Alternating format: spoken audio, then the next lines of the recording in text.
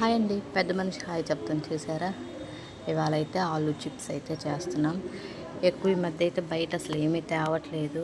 ఎందుకు అంటే కెమికల్స్ అవన్నీ కలుపుతున్నారని చెప్పేసి ఆయిల్ ఎలా పడితే అలా ఉంటుంది అంటే వాళ్ళు మార్చరు చేయరు.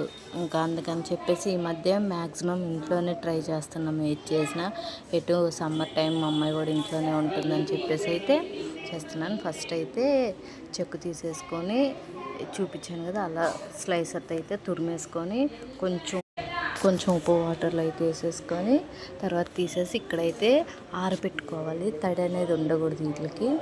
ఆరబెట్టేసాక అయితే ఒకసారి స్ప్రెడ్ చేస్తున్నాం క్లాత్తో.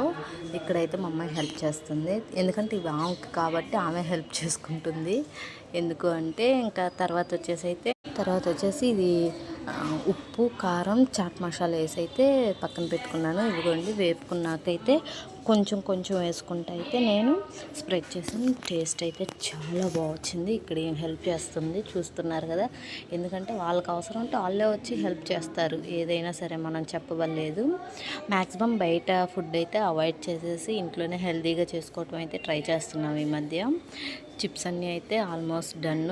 కొంచెం అయితే మళ్ళీ ఉప్పు కారం ఇది ఉప్పు కారం వేసాక అయితే బాగా మిక్సింగ్ చేసేసుకొని రెడీ అయిపోయినాయి ఆలూ చిప్స్ అయితే.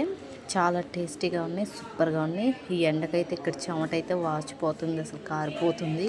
నా వీడియోస్ నచ్చినట్టయితే like, share, subscribe. Thank you for watching.